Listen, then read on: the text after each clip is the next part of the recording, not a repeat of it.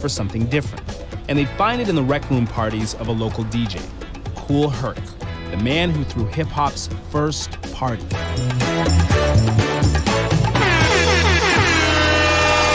Oh, y'all gonna learn today. Y'all gonna learn today.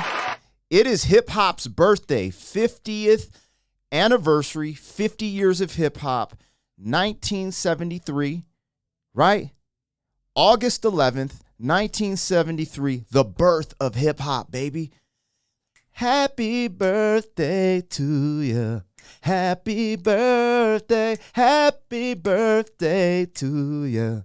Happy birthday. Yes, hip-hop's birthday is today, you guys, and we're going to talk about it. We're going to learn a little something. Some of you guys can learn from this. Some of you guys know. Let's celebrate, man. What did hip-hop do to you? How has hip-hop changed your life? If you're a fan of my channel, then you have to recognize hip-hop. Why? Because some of your favorite artists are Ren, Harry Mack, Coast Contra, J. Cole. I mean, the list goes on. We do a lot of reactions here. But essentially, hip-hop has helped create a lot of these artists, right? Or they take involvement in the culture of hip-hop. So today is the birthday of hip-hop, and we ain't going to forget our OGs, our pioneers, the people who got this thing started, who never really got the respect for starting hip-hop and never got the money, never got the love, never got the accolades. It's crazy.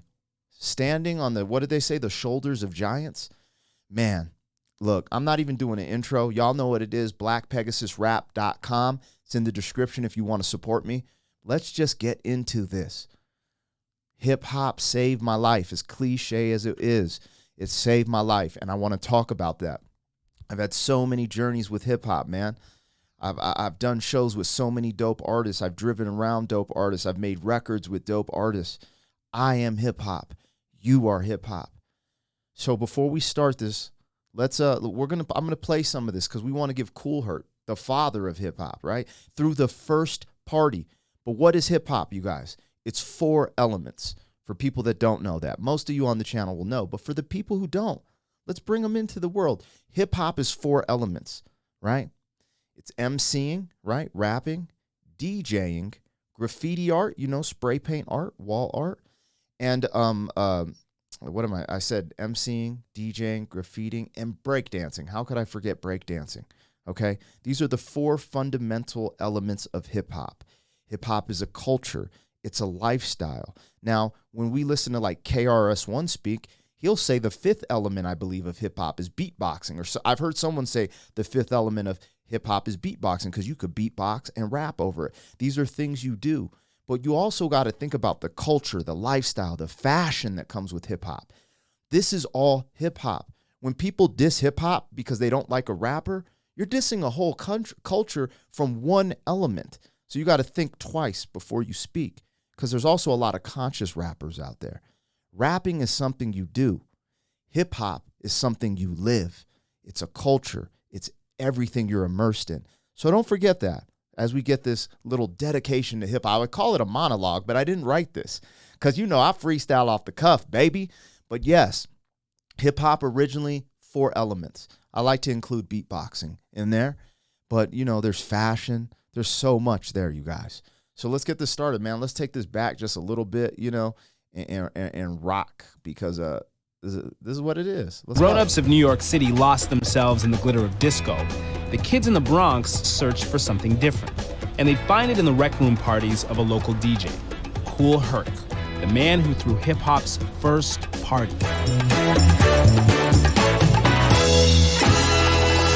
So that guy is the father of hip-hop, you guys. He threw hip-hop's first party. Let's see what they talk. I haven't seen this clip before.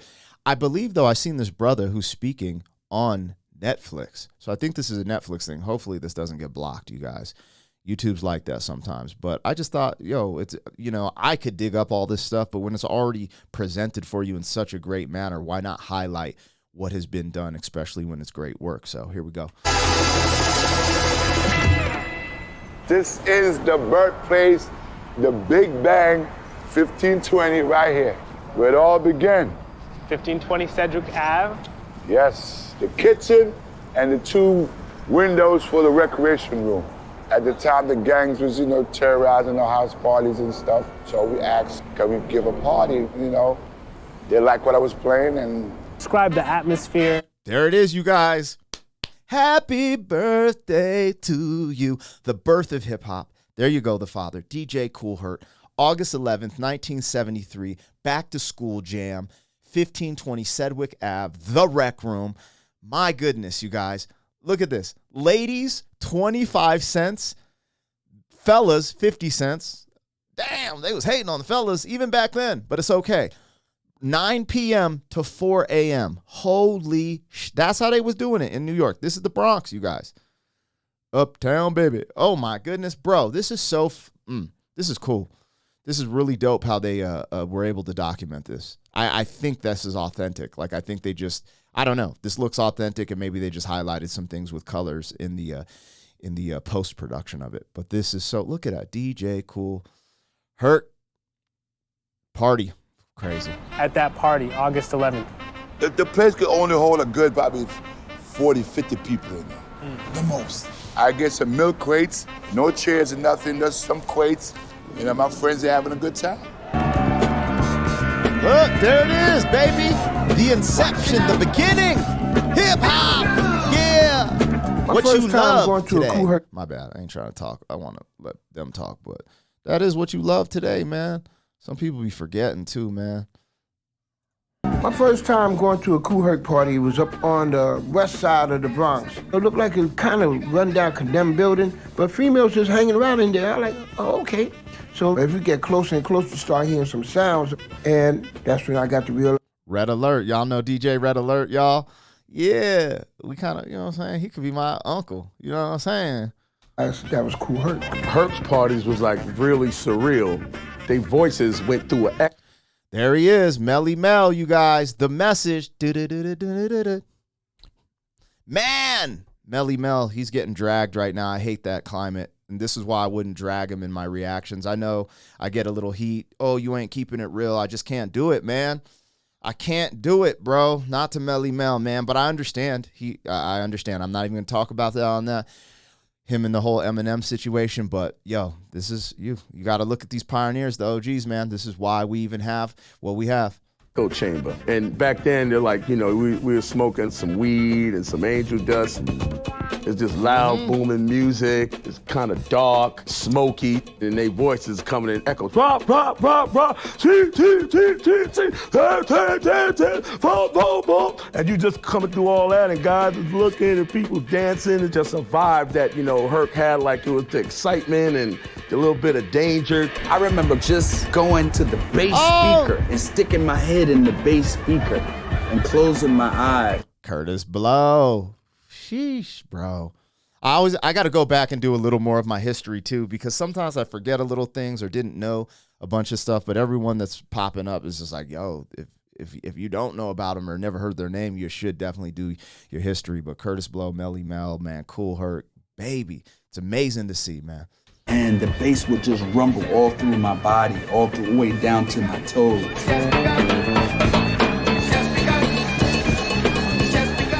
A lot of people claim to have been at that party, but how many people were really at that party? I wasn't there. They heard about it. Their big brother told them, their big sister told them. They heard the war stories and stuff. They wasn't there. I asked him how old they was. Once they tell me he wasn't there, that's it. How old you are? You're right. Herc, he was a revolutionary. He revolted. He did not want to play the disco music that we heard on the radio.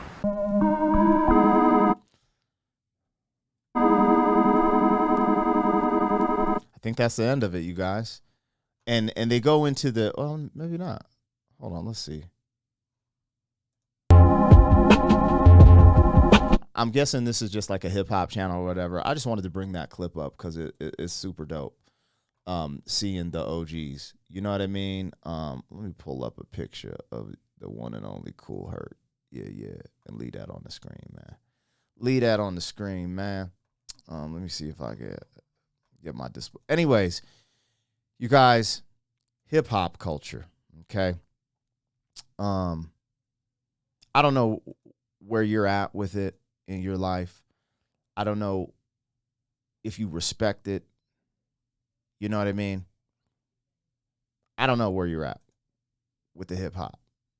You know what I mean? What I will tell you is where I'm at with hip hop and what it means to me and how it literally, I mean, not to be cliche, but how it has changed my life for the better, you know? And when I don't look back at the roots and where this thing came from, right? When people just jump into the drill or the grime or the, you know, the fame, the money, they kind of forget. They get disconnected from the roots and how beautiful and pure it was, you know, like it came from the urban environment, right? Kids who didn't have, you know, access to, you know, be classically trained with music and things of that nature, right? They're in the city, and DJ Kool Herc figured out how to make the break beats, right? And give you that, you know, take other records, mix the break beats and give you that hip hop, that, you know? And that went against the disco at the time because disco was big. He wasn't feeling it. And from that, the urban community made something out of nothing, right? They didn't have to be classically trained. They learned how to sample, you know? They learned how to get on the mic and use their voice as an instrument. They always had rhythm, so they created a new form of dance, break dancing. And the street art was always in the streets, on the trains, on the walls. And this developed hip-hop, the new urban sensation where people would travel to the inner city, which they thought was dangerous, to experience this thing, this new thing. And there's a lot to it, man. I don't need to break down the whole story. You guys can, you know, find it there. But I grew up in Colorado Springs, and there were some things that led to me rebelling against my parents, right? And it was essentially I was in martial arts. I got taken out of martial arts because they couldn't afford it. So then I gravitated to basketball. And I remember I got some D's on my report card. And my parents said, that's not acceptable. We're taking you off the team until you get your grades up. Now, I could have still played because I was eligible to play. But in their book, they're like, you need to strive higher. I didn't see the wisdom there. And instead of listening, I rebelled. I just gave up on school, started skipping school, started hanging out with the gangster disciples and going down the wrong path. Long story short, after being arrested multiple times, being shot at, shooting at people, doing a bunch of things that are very ignorant, my friend Don, wannabe, who sits next to me side by side, we start making music together. That's a whole nother story. But we start freestyling at parties, battling people, you know, one of the elements of hip-hop. And that turns into us recording with a DJ over a cassette tape, which ends up going into the studio. I get so invigorated by hip-hop, I stop hanging out with the gangsters. I stop going to the clubs. I'm just writing rhymes, trying to find beats. At that time, this is in like 1998. Getting beats is very hard. It's hard to find beats, find producers. It is not like this, you guys. There's no, you know, I had a pager for some context. So we start recording with Illinois Production, Bass Jace, at his studio. And the moment I stepped into a legit studio, that's where all my time, energy, focus, and money went. It changed my life. I had a purpose, and I started putting my investment, my life investment, my sweat equity into my craft, my purpose. I went from not caring about working to working 2 jobs and hustling marijuana on the side to be able to afford my new addiction that was intertwined with my purpose that gave me meaning. And I left everything else behind, chilling out with gang members, doing illegal activities, being in the streets, being violent, fighting, brawling, stuff like that. And I focused on the music, and it started to take off. Eventually, you know, I started battle rapping, and that's really what put me over the line. All I'm saying is that's what got me out of a very dark place, a place where I could have ended up dead or in jail. And that almost happened to me many times. And hip hop lifted me up. Also, my drive, my competitive nature, those things lifted me up as well. My parents, having a structured family to, be there for me when I did fall, also helped me as well. I don't want to leave that out, but hip hop did a lot for me. Now you fast forward, I've done so many things. I played Red Rocks, opening for Tech Nine in, I believe, 2009. So I played Red Rocks, one of the most prestigious venues in the world today. It has natural acoustics built in from the Red Rock Mountains of Colorado. The Beatles have played it. I think Michael Jackson has played it. I've played that venue because of hip hop. I've done songs with Tech Nine. I've done songs with Immortal Technique. I've literally been given the hip hop Bible from KRS-One into my hands. I've driven around Slick Rick. I've seen Slick Rick with his eye patch off. I did the last concert with Old Dirty Bastard in Breckenridge, Colorado. I know the behind the scenes with these stories. I've toured. I helped get R.A. the Rugged Man on his first tour in America after being blackballed from being able to do shows in America. It's crazy the extent. I've opened up for the full Wu-Tang Clan in Denver. Actually, I don't think RZA was there actually at that one. But I've opened up for every member of Wu-Tang Clan individually, including ODB. I've opened up for Boot Camp Click in Utah. I've opened up for Dead Prez. You guys name it. My career has been I went on tour with Pharaoh Monch. Like, I slept on Aesop Rock's couch when I was on tour with DJ Abilities. I've opened for Atmosphere in the early 2000s. Like, I got second place at Scribble Jam. I was able to be in a battle with MC Juice and Rhymefest. Like, hip-hop is a huge part of my life and my being. And it's been good to me. I was bitter about it because my career as a rapper did not go where I wanted. I've always wanted to be platinum, have notoriety, sell out set shows, go to concerts where people are singing my lyrics back to me. And that never happened in my career until now. I'm not going to say never. I'm going to take that back and say I was bitter because it didn't happen when I wanted it to. Something is happening on YouTube and new chapters are opening up for me, which are allowing me to get my music to more people. And I don't know what the future is, and I'm just going to ride the wave. I enjoy what I do on YouTube, and I enjoy creating art still. I was mad at hip-hop and the industry and bitter about it. But sometimes, no, not sometimes, that has shifted when I take the time to think of everything I've been through and blessed with. And also, I didn't understand that I was putting the reps in, whether it was freestyling, making music, going on tour, looking at contracts, developing relationships. I didn't know all that would have value until I got to this point of my life where a lot of different things are connecting and things are changing in real time as you guys watch me on YouTube. So I just want to say happy birthday to hip hop. I want to say thank you to all the pioneers, all the legends. I want to say thank you to all the current legends. And that includes people who do things or say things that I might disagree with in hip hop. We're all a part of this culture, man. It's super beautiful. It's changed my life for the better. And man, just to think, 50 years. You guys, when we started messing around rapping in Colorado, it was so random, you guys. Like, Colorado didn't have hip hop like that. We're in Colorado, and Colorado Springs at that. So, we'd try to make our name. This is in 98, 99, and people would clown us. Like, they'd be like, oh, y'all some Wyoming country, cowboy rappers, right? Fast forward, now Colorado's cool as hell because of the greenery, right? Which is ironic. And then now country rap is the wave, right? Fast forward, I just did a reaction to like Tom McDonald and Adam Calhoun, and these things are very prevalent. It's just so interesting to see the growth and transformation of hip-hop.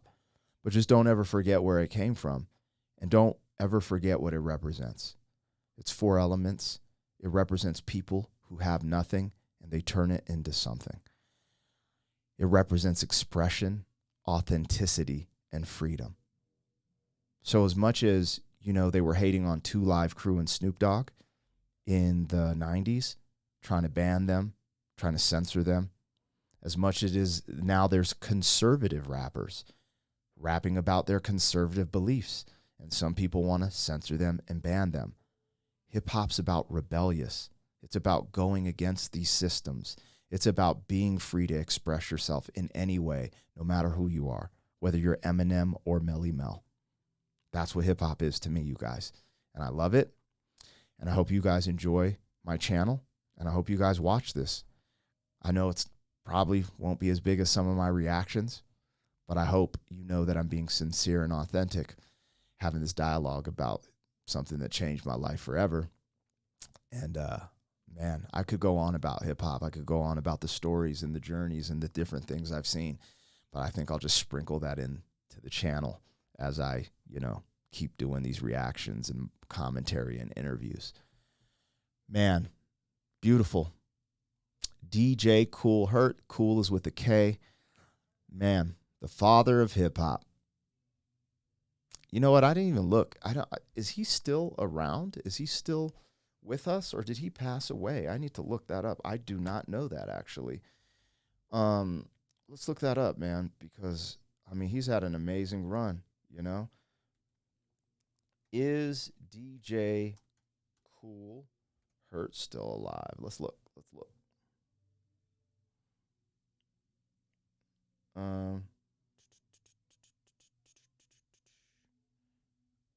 I believe he is.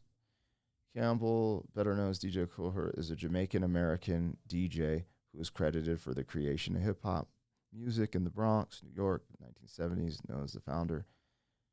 You know, typically, when you see something pop up, if they're not around still, they'll have, you know, their passing date.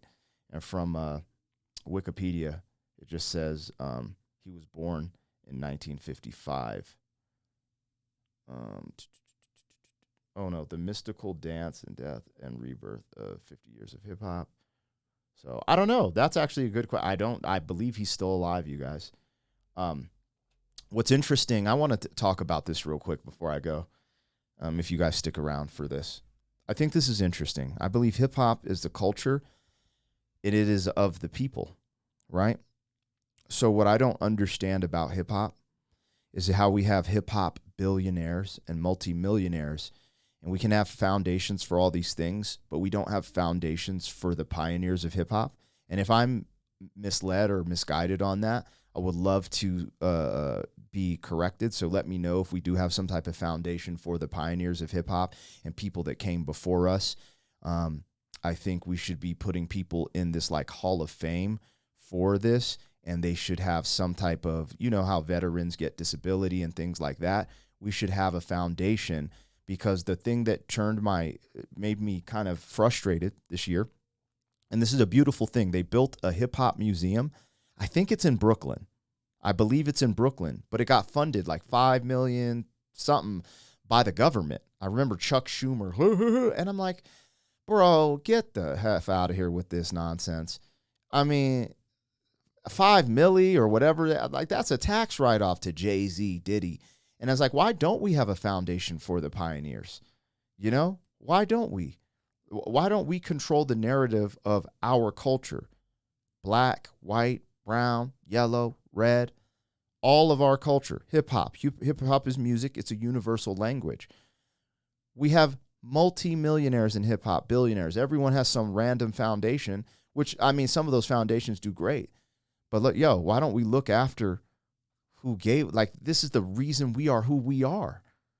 So I have issues with the government coming in and supplementing things, because they want to control it. Man, anyways, that's a whole nother conversation for another day, you guys. Let's just be happy that hip-hop made it 50 years. They said when hip-hop started, oh, this won't last 10 years. It won't last 20 years. One of the #1 music genres since its inception. Rappers' delight soared, and it just never stopped. So, hey, to all the haters, it is what it is, but it's your boy, man. I just wanted to take some time to say happy birthday to hip-hop on my channel. I hope some of you guys watch this. I'd love to hear your comments and the conversations. What has hip-hop done for you? How has it changed your life? Are you new to hip-hop? Did you even know some of the stuff I talked about? I would love to hear it. But on that note, I'm riding off into the sunset, you guys. No need for an outro. You know where you can find me, BlackPegasusRap.com. It's in the description. You can support me and the merchandise there. Other than that, this was just for hip hop. You know what I mean? Happy birthday. Happy birthday. Happy birthday to ya. Happy birthday. Happy birthday to ya.